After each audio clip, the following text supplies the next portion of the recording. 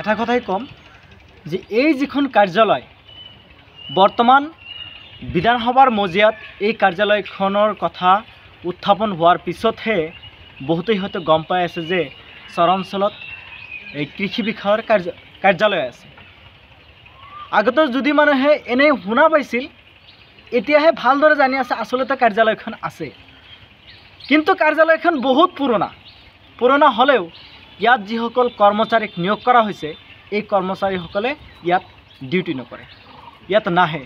কেৱল চতুৰ্থ বৰ্গৰ কৰ্মচাৰী এজনে ইয়াত চোৱা চিতা কৰি আছে, আৰু চোৱা চিতা কৰিলেও ইমান ভালদৰে চোৱা চিতা কৰা নাই। আপোনালোকে পৰিৱেশখন চাই হয়তো গম পাইছে যে কেনেকুৱা ধৰণে ভূত বাংলাত পৰিণত হৈ আছে। বহুত দিন আগত আৰু বেছি আছিল, মানে লেতেৰাময় অৱস্থা বহুত বেয়া আছিল, ঘাঁহ বন বেছি হৈছিল। এতিয়া তথাপিও অলপ চাফা কৰিছে। এতিয়া কথা হ'ল, যিসকল কৰ্মচাৰীয়ে এই অনুষ্ঠানত নিয়োজিত হৈ চৰকাৰী দৰমহা ভোগ কৰি আছে সেইসকল কৰ্মচাৰীক মানে বিদায় দিব লাগে। এইটো ডিপাৰ্টমেণ্টত তেওঁলোকক ৰাখিব নালাগে। আমি জানো যে অসমৰ মুখ্যমন্ত্ৰী ডাঙৰীয়া বহুত বিভাগ এনেকুৱা ধৰণে বহুত বিভাগ পৰি আছিল, যিবিলাক বিভাগ এতিয়া টনকিয়াল হৈছে, ঠিক ঠাক হৈ গৈছে। গতিকে এই বিভাগটোৰ ওপৰতো কঠোৰ পদক্ষেপ ল'ব লাগে।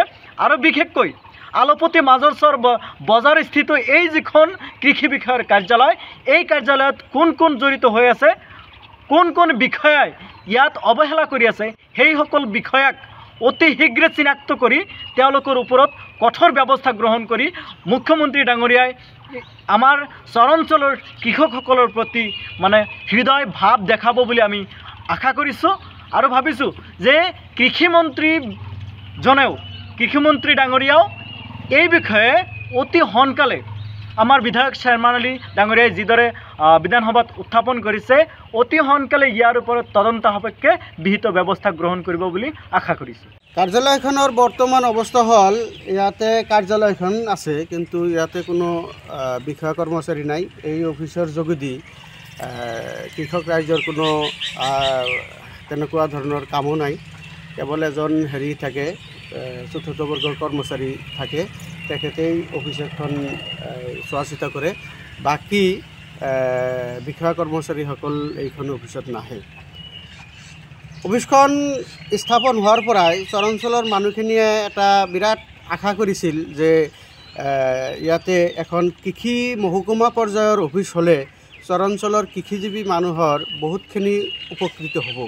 কিন্তু প্ৰকৃতপক্ষে দেখা গ'ল যে এই অফিচৰ যোগেদি চৰাঞ্চলৰ কৃষক ৰাইজৰ কোনো উপকাৰত নাহিল।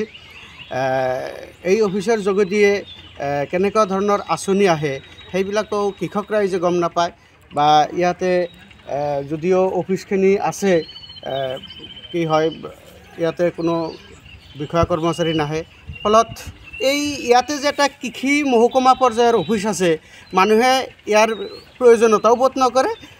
ইয়াৰ কৃষক ৰাইজে আমাৰ ইয়াতে থকা বীজ ভাণ্ডাৰৰ দোকানবিলাকক সাৰথি কৰি লৈ তেওঁলোকৰ পৰাই দিহা পৰামৰ্শ লৈ ইয়াতে কৃষি কাৰ্যখিনি কৰে। আৰু চৰাঞ্চলৰ কৃষক ৰাইজৰ উৎপাদিত সামগ্ৰীয়ে গোটেই অসমত অভাৱ পূৰণ কৰিবলৈ সক্ষম হৈছে। কিমান দিন অফিচখন স্থাপন হোৱাৰ কিছুদিন ভালে চলিছিল, কিন্তু প্ৰায় 15-20 বছৰেমান হ'ল আজি অফিচখনত নিয়মিতভাৱে কৰ্মচাৰী নাহে। চৰাঞ্চলৰ মানুহে বিভিন্ন ধৰণৰ আবেদন নিবেদন কৰাৰ স্বত্তেও বিভাগীয় কৰ্তৃপক্ষই ইয়াৰ কোনো পদক্ষেপ গ্ৰহণ নকৰিলে। চৰাঞ্চলৰ মানুহে মন্ত্ৰী বা DC,